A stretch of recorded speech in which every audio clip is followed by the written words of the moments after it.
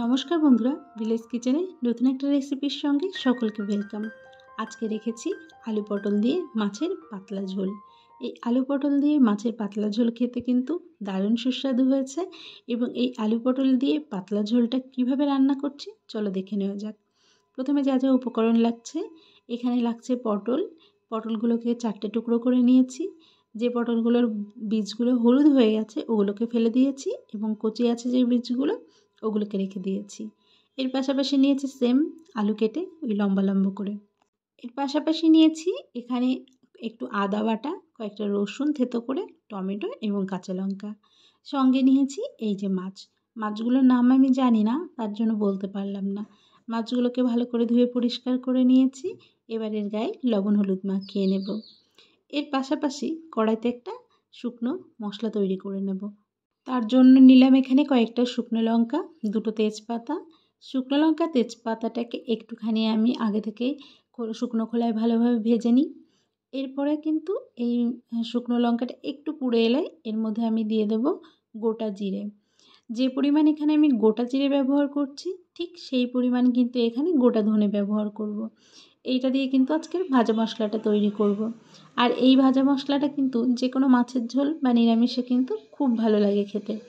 এবার আমি ভালো করে 1-2 মিনিট কিন্তু এইভাবে নাড়িয়ে নেব যতক্ষণ না ভাজা মশলা থেকে একটা সুন্দর গন্ধ আসছে। তো গন্ধটা যখন বেরিয়ে যাবে তখন কিন্তু ভাজা মশলাটা হয়ে যাবে রেডি। তো এখন আমি এটাকে নামিয়ে গুঁড়ো করে নেব। প্রথমে মাছগুলো ভেজে নেওয়ার জন্য এখানে আমি সর্ষের তেল নিয়েছি, বেশ খানিকটা সর্ষের তেল নিয়েছি। এবার এক এক করে মাছগুলো দিয়ে দেবো।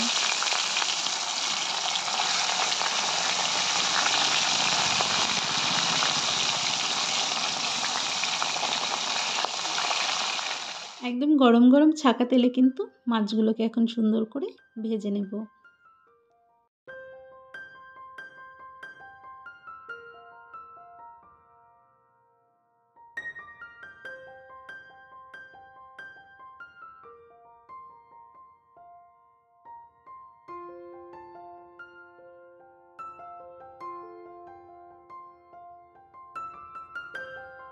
মাছগুলো কিন্তু খুব সুন্দর করে ভেজে নিয়েছি, এখন মাছগুলো তুলে নেব।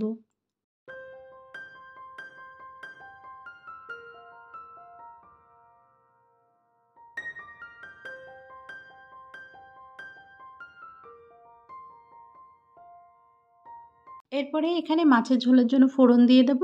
ফোড়নে দিচ্ছি গোটা জিরে, একটা তেজপাতা 2টো টুকরো করে নিয়েছি। এটা ভালো করে একটুখানি নাড়িয়ে নেব।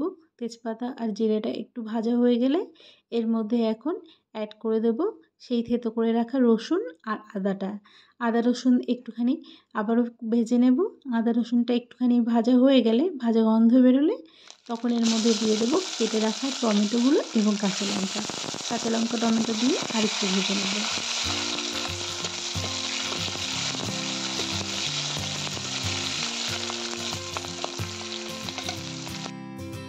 আমি অ্যাড করে দেবো এর মধ্যে কেটে রাখা আলুগুলোকেও এখন একটু ভালো করে ভেজে নেব। এই আলু আর পটল যদি আগে থেকে ভেজে নেওয়া যেত তাহলেও কিন্তু হতো, কিন্তু আমি কিন্তু আজকে আলু পটল এই একসঙ্গেই ভেজে নেব, মানে মশলার সঙ্গে। তার জন্য দেখো অনেকটা তেল দিয়েছি।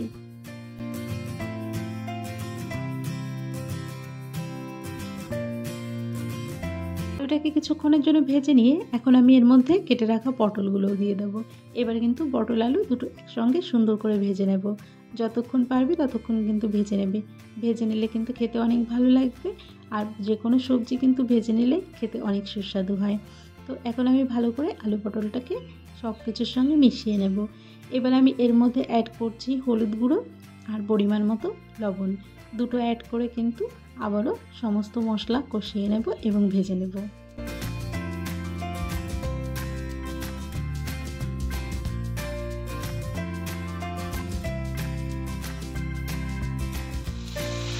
বেশ খানিকক্ষণ ধরে কিন্তু আলু পটল ভেজে নিয়েছি।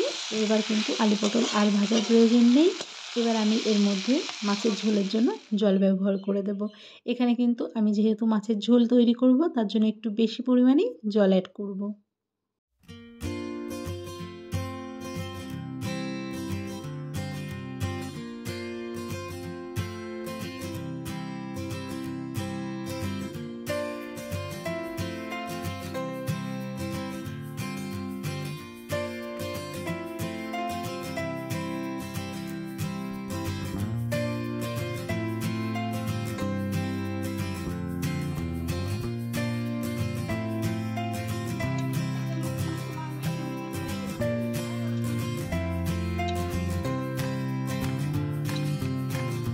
মাছের ঝোলটা কিন্তু অনেকক্ষণ ধরে জাল করে নিয়েছি। এবার আমি কয়েকটা আলু তুলে নেব এবং ভেজে রাখা মাছগুলো এখন এর মধ্যে অ্যাড করে দেব। আলুগুলো এখন থেতো করে এই ঝোলের মধ্যে দিয়ে দেবো। এর ফলে কি হবে, ঝোলটাও গাঢ় হবে আর খেতেও ভালো লাগবে।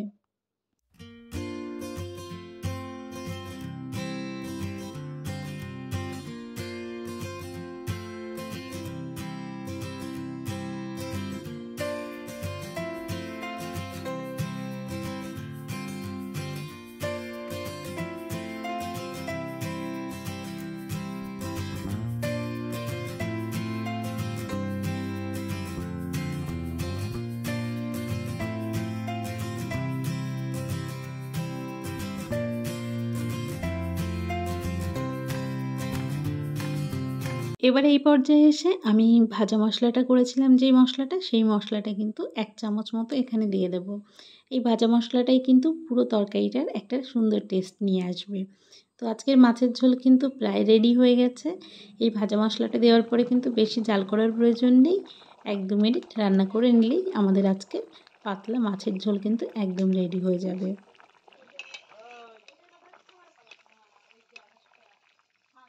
মাছের ঝোলটা কিন্তু দেখতে অনেক সুস্বাদু হয়েছে, এছাড়াও কিন্তু খেতেও ভীষণ সুস্বাদু হয়েছে। তো তোমরা অবশ্যই এরকম আলু পটল দিয়ে মাছের পাতলা ঝোল করতে পারো, আর তোমরা যে কোনো রকম মাছ এখানে ব্যবহার করতে পারো। আজকের রেসিপিটা কেমন লেগেছে অবশ্যই কমেন্টের মাধ্যমে জানিয়ে যেও। আর কোনো বন্ধু নতুন থাকলে চ্যানেলটিকে সাবস্ক্রাইব করে দিয়ে পাশে থেকে যেও, যাতে করে পরবর্তী নতুন নতুন রেসিপি তোমরা খুব তাড়াতাড়ি দেখতে পারো। আর আজকের রেসিপিটা নিয়ে এখানেই বিদায় নিচ্ছি। দেখা হচ্ছে পরবর্তী রেসিপির সঙ্গে।